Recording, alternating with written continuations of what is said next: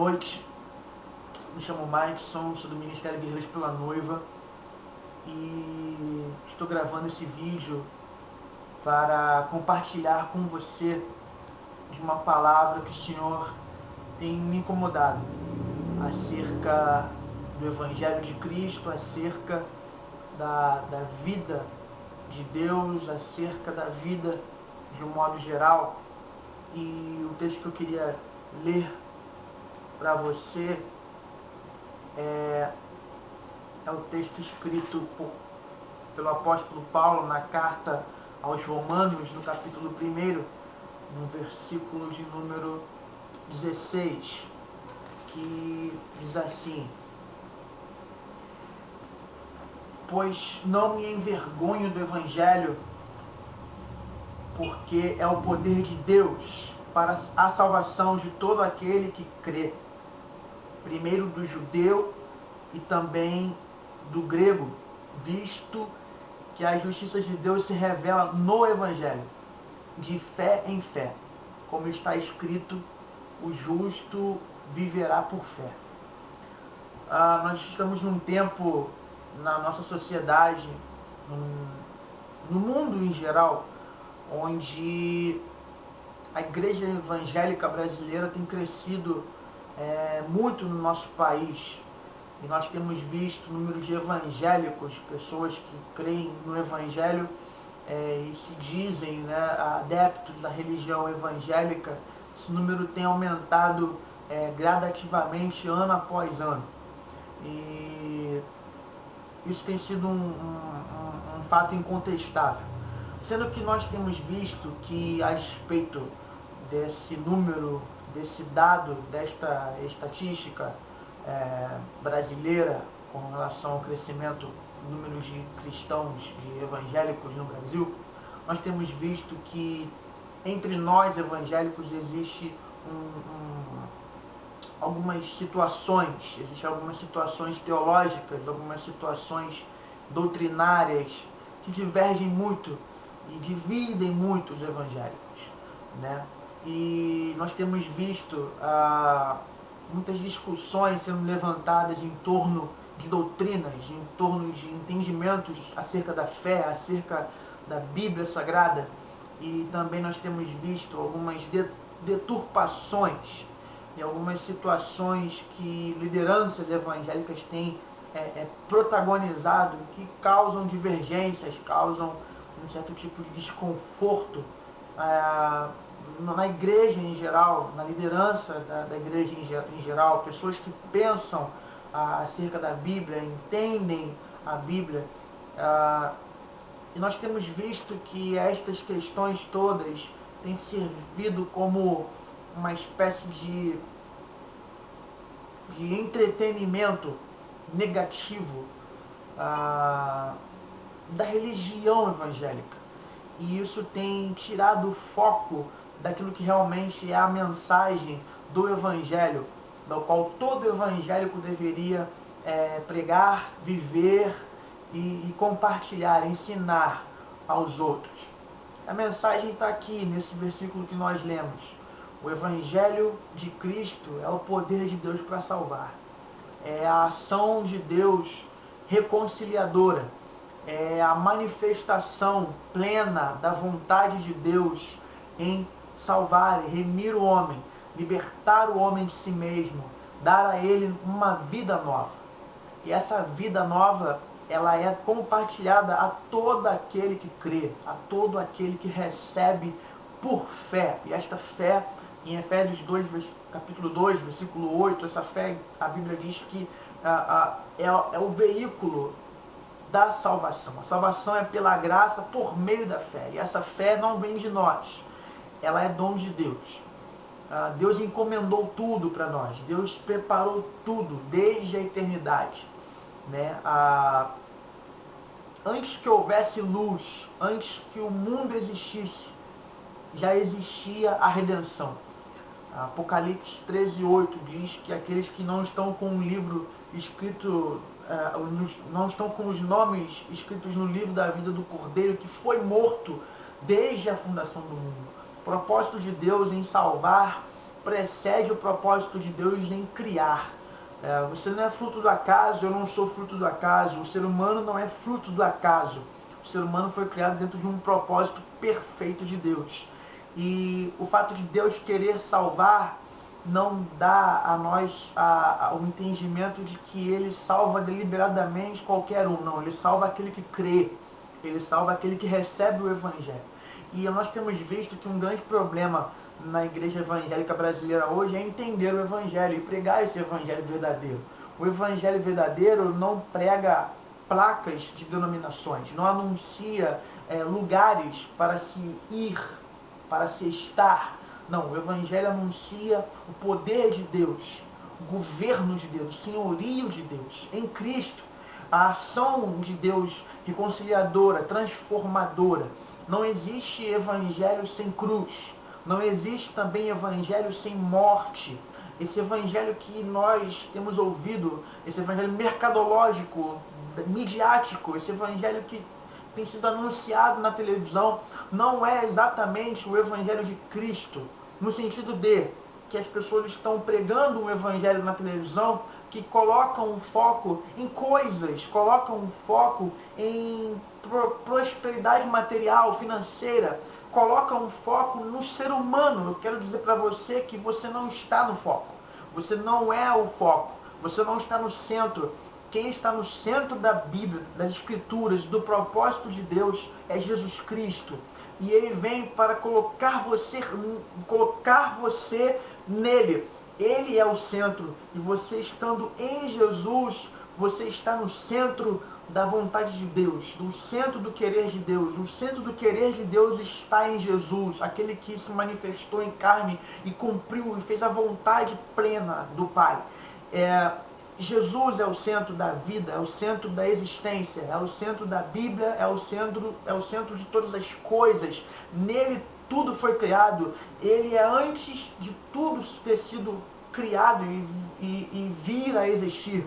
Jesus, ele é o equilíbrio de toda a existência, ele é o equilíbrio de toda a concepção de vida. Não existe como você conceber vida, conceber alegria, conceber transcendência no ser. Não tem como você adquirir nenhum entendimento acerca de tudo que é vida nessa vida sem Jesus.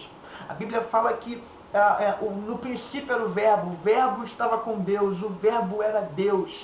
E Ele estava no princípio com Deus. Tudo foi criado por Ele, tudo foi feito por Ele, e sem Ele nada do que foi feito se fez. Em João capítulo 3, Jesus, falando com um fariseu chamado Nicodemos, ele diz: necessário vos é nascer de novo. Ninguém que não nasce de novo não poderá entrar no reino dos céus. O reino dos céus é a notícia boa que nós temos para trazer para as pessoas. Eu não estou aqui para te vender uma religião, e não estou aqui para dizer para você que indo para a igreja X ou igreja Y você vai receber isto ou aquilo. Eu estou dizendo para você que você precisa morrer, você precisa perder a sua vida, você precisa ir de encontro à morte. E indo de encontro à morte da sua própria vida, do seu eu, você reconhecendo que a sua vida em si mesmo não faz sentido algum, você vai entender a necessidade de um novo nascimento. Você vai entender a necessidade de receber uma nova vida. E o Evangelho produz essa nova vida no ser humano. Ninguém vai entrar no reino se não nascer de novo. Para nascer de novo precisa morrer para si.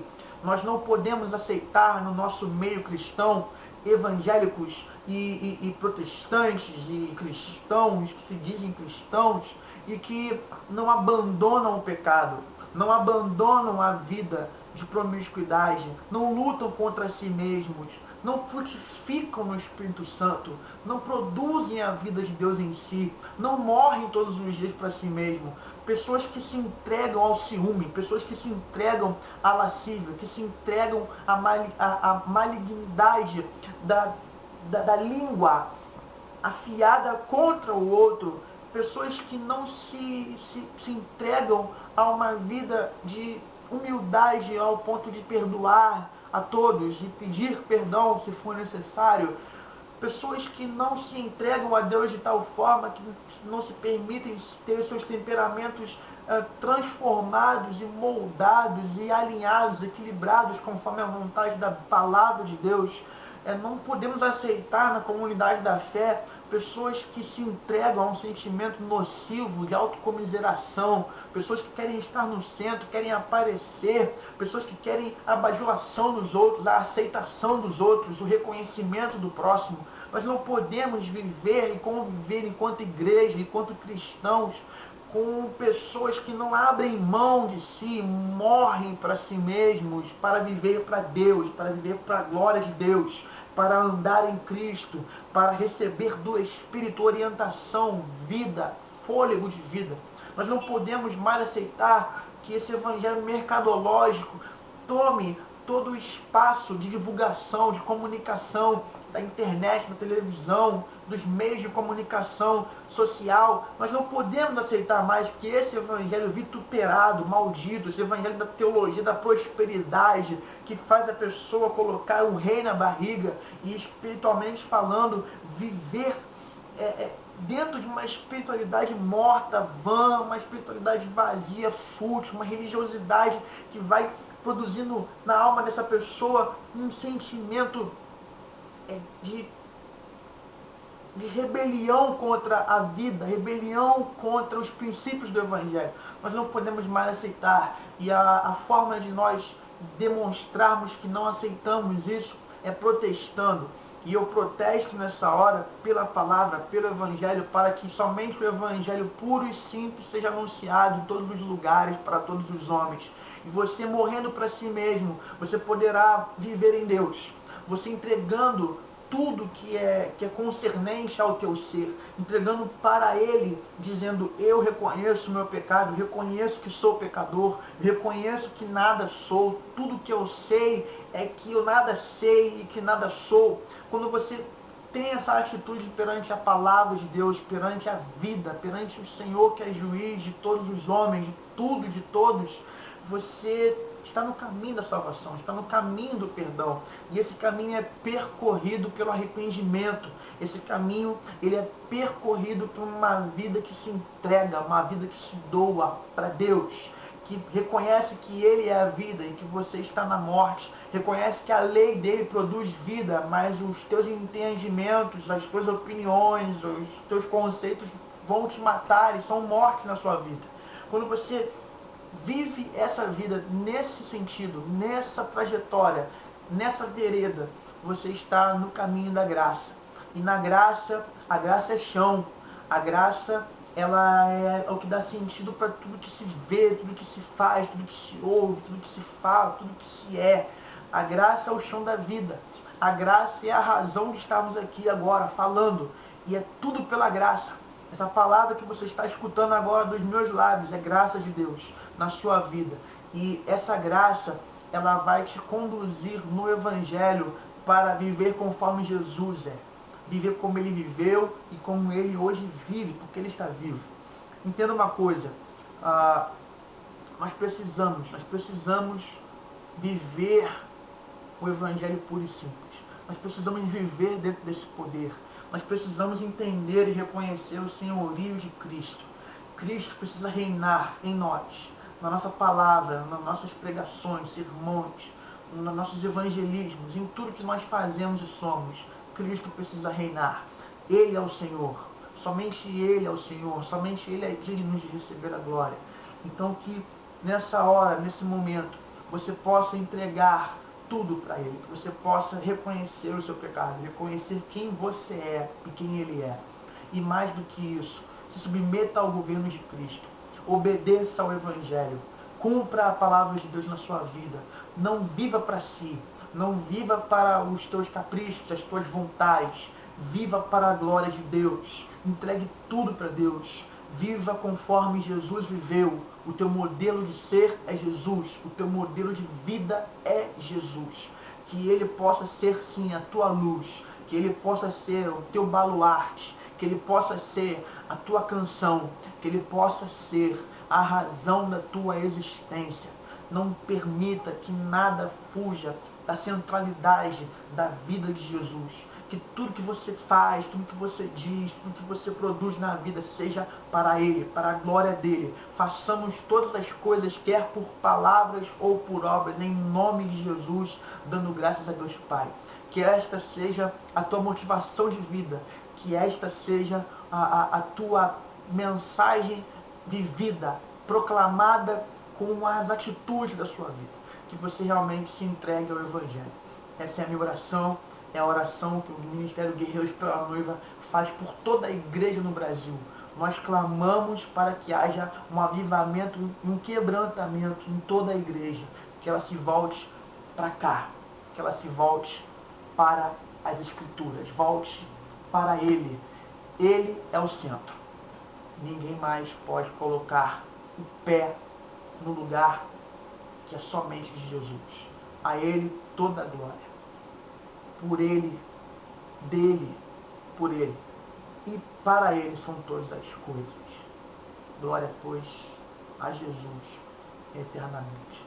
Uma boa noite. Que Deus te abençoe e que você possa viver essa verdade.